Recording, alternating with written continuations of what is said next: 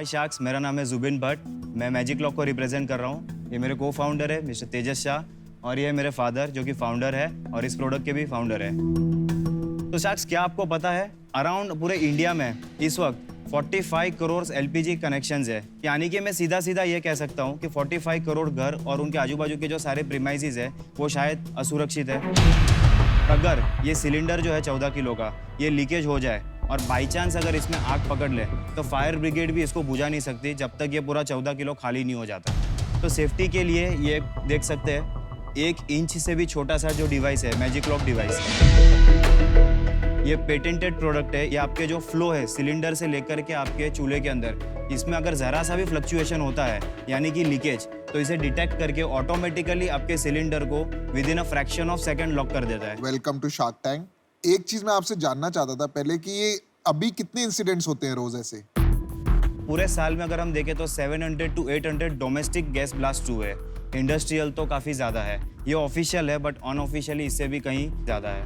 कोई हादसा हुआ जिसकी वजह से आप इस फील्ड में आए? आपका क्या बैकग्राउंड है? एक बार कोई ऐसी चीज हमारे हाथ में आ गई जो चाइना से इंपोर्ट होती थी और वो अनऑथोराइज्ड थी इंडियन गवर्नमेंट के हिसाब से, कि इंडियन गवर्नमेंट का रूल्स एंड रेगुलेशन है सिलेंडर के ऊपर हम लोग कोई और चीज लगा नहीं सकते।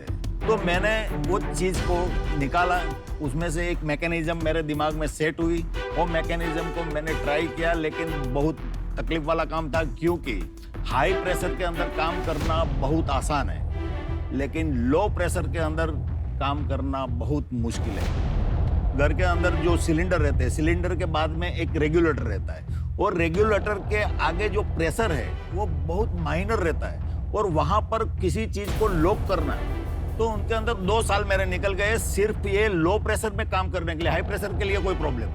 तो 2 साल के बाद में जब वो सक्सेस हुआ कि चलो भाई ये एक ऐसा डिवाइस बन रहा है जो पाइप के अंदर अप्लाई हो जाता है, बाहर दिखता नहीं है, तो मैंने पहले वो डिवाइस को R&D काम किया, फिर उनका टेस्टिंग सब किया, फिर मैंने पैटर्न के अंदर डाल दिया। और भी कुछ बनाया आपने इससे पहले? वो इसमें कॉमर्शियल भी है ना, ये देखो सामने एक कॉमर्शियल भी पीस लगा हुआ है। गैस लीकेज ही आपका डोमेन है? हाँ, गैस लीकेज से होने वाले हादसे को रोकना। अब मेरे को एक बात बताओ, गवर्नमेंट ने बोला है सिलेंडर के ऊपर कुछ और एक्स्ट्रा नहीं लगाना, फिर आप बोल रहे हो ये लगा लो। तो अगर मैं आपको नहीं जानता, मैं तो ये बोलूंगा ना कि अगर गवर्नमेंट ने मेरे को सिलेंडर दिया है तो उसकी सेफ्टी उन्होंने कंसिडर करके दी होगी, तो मैं उसके ऊपर ये डिवाइस क्यों लगाऊंगा? मैं सोचूंगा भी क्यों उसके बारे में?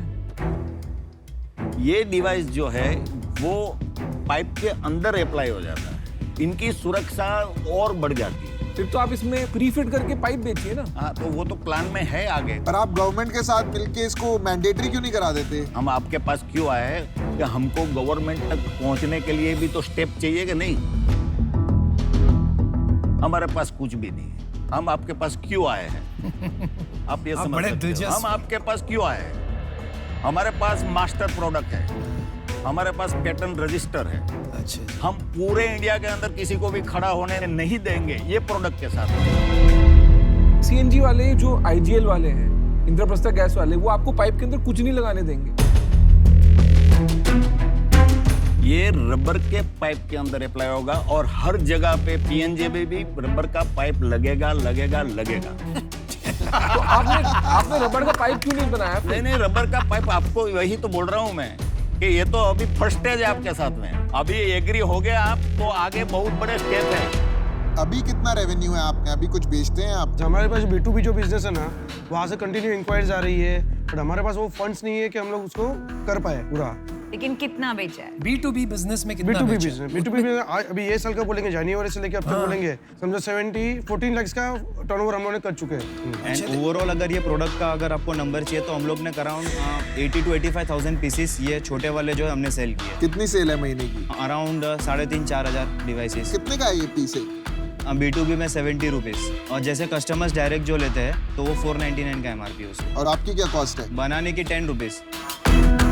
मुझे समझ नहीं आ रहा, इतना रेवोल्यूशनरी प्रोडक्ट है, आपका बढ़ क्यों नहीं रहा है? कहीं तो कुछ गड़बड़ है जो समझ नहीं आ रही है। मैं आपको अपना डिसीजन बता देता हूँ। अगर आप बोलो ना पाइप्ड गैस का जो एंड सॉकेट है और उसके बीच चूल्हे के बीच की जो पाइप होती है, मैं उसको बना के उसको एज अ सेफ प्रोडक्ट बेचूंगा तो ठीक है।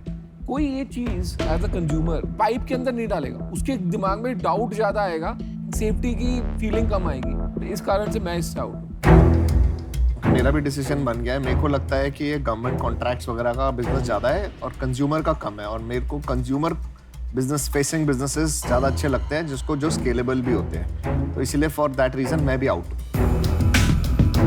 और मैं इसलिए आउट हूँ क्योंकि मुझे ये समझ में नहीं आती है टेक्नोलॉजी और प्रोडक्ट, और जहाँ मुझे इतनी समझ नहीं है मैं इतना कंट्रीब्यूट या आपकी मदद नहीं कर पाऊंगी। But all the best. आपको ये 1 करोड़ की क्या जरूरत है हमारे से? हमने आज तक ये प्रोडक्ट को बेचने के लिए कोई ट्राई नहीं किया, सिर्फ फेसबुक पे डेमोन्स्ट्रेशन वीडियोस ये सब सारे डाले हुए हैं। हम इनको नेक्स्ट लेवल पे लेके जाना चाहते हैं। हम आपके पास क्यों आए हैं ये बात आप समझिए। हमें एक अच्छा इन्वेस्टर चाहिए।